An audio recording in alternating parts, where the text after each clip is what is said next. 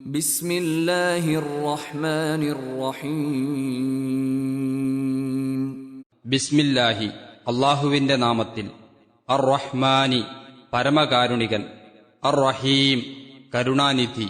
പരമകാരുണികനും കരുണാനിധിയുമായ അല്ലാഹുവിന്റെ നാമത്തിൽ.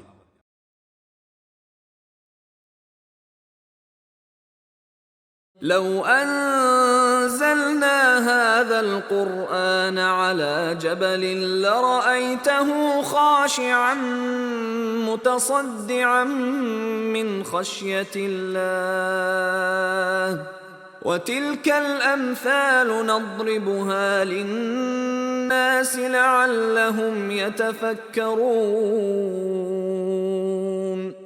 വചനം 21. ലൗ അൻസൽന, നാം ഇറക്കിയിരുന്നുവെങ്കിൽ, ഹാദൽ ഖുർആന, ഈ ഖുർആൻ, അല ജബലിൻ, ഒരു പർവ്വതത്തിന്, മലയുടെ മേലെ, ലറഅയ്തഹു, അതിനെ നീ കാണുമായിരുന്നു, കണ്ടേനെ, ഖാശിഅൻ, വിനയം കാണിക്കുന്നതായി, താഴ്മ ചെയ്യുന്നതായി, ഭക്തി ചെയ്യുന്നതായി, മുതസദ്ദിഅൻ, പൊട്ടിപ്പൊളിയുന്നതായി, മിൻ ഖശിയത്തില്ല, അല്ലാഹുവിനെ പേടിച്ചത് നിമിത്തം, വതിൽകൽ അംസാലു, ആ ഉപമകൾ, ഉദാഹരണങ്ങൾ, മാതിരികൾ, നദ്രിബുഹ, നാം അവയെ ഏർപ്പെടുത്തുന്നു, വിവരിക്കുന്നു, ലിന്നാസി, ജനങ്ങൾക്ക്, ലഅല്ലഹും യതഫക്കറൂൻ, അവർ ചിന്തിക്കുവാൻ വേണ്ടി, ചിന്തിച്ചേക്കാം.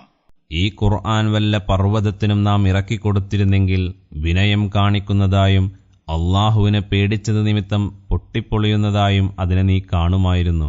ആ ഉപമകളെ നാം മനുഷ്യർക്കു വേണ്ടി വിവരിക്കുകയാണ്, അവർ ചിന്തിക്കുവാൻ വേണ്ടി.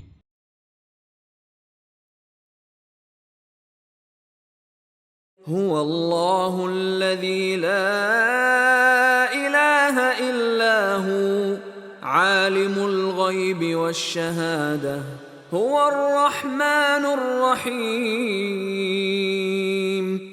വചനം 22.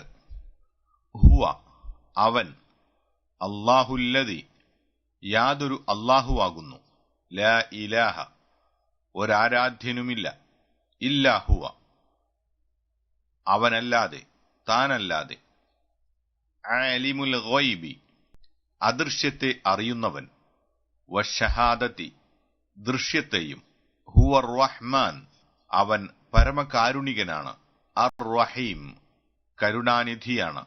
താനല്ലാതെ വേറെ യാതൊരു ആരാധ്യനുമില്ലാത്തവനായ അള്ളാഹുവത്രേ അവൻ, അദൃശ്യത്തെയും ദൃശ്യത്തെയും അറിയുന്നവൻ, അവൻ പരമകാരുണ്യകനാണ്, കരുണാനിധിയാണ്.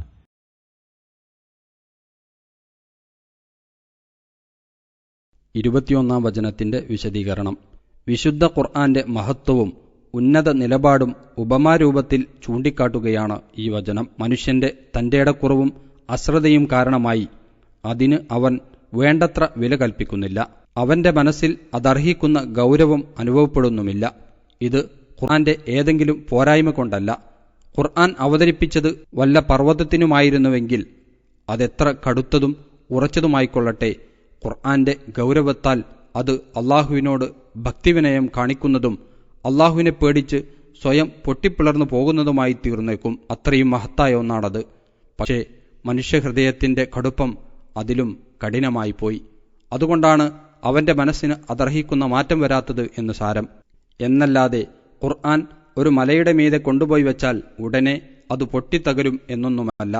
മനുഷ്യൻ ചിന്തിച്ച് കാര്യങ്ങൾ മനസ്സിലാക്കുവാനാണ് ഇതും ഇതുപോലെയുള്ളതുമായ ഉപമകളെ അള്ളാഹു എടുത്തുകാട്ടുന്നത് എന്ന് പ്രത്യേകം ഉണർത്തിയിട്ടുള്ളതിൽ നിന്ന് തന്നെ ഇത് സ്പഷ്ടമാണല്ലോ.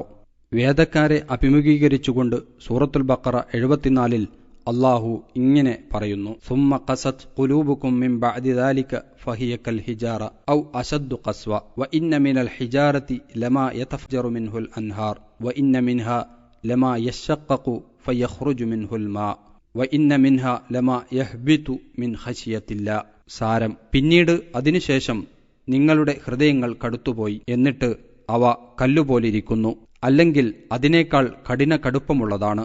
കല്ലിൽ തന്നെയും ചെയ്ത് അരുവികൾ പൊട്ടി ഒഴുകുന്നവയുണ്ട്. അവയിൽ തന്നെ പൊട്ടിപ്പിളർന്ന് വെള്ളം പുറത്തു വരുന്നവയുമുണ്ട്. അവയിൽ തന്നെ അള്ളാഹുവിനെ പേടിച്ചതു നിമിത്തം കീഴ്പോട്ട് ഇറങ്ങുന്നവയും ഉണ്ട്.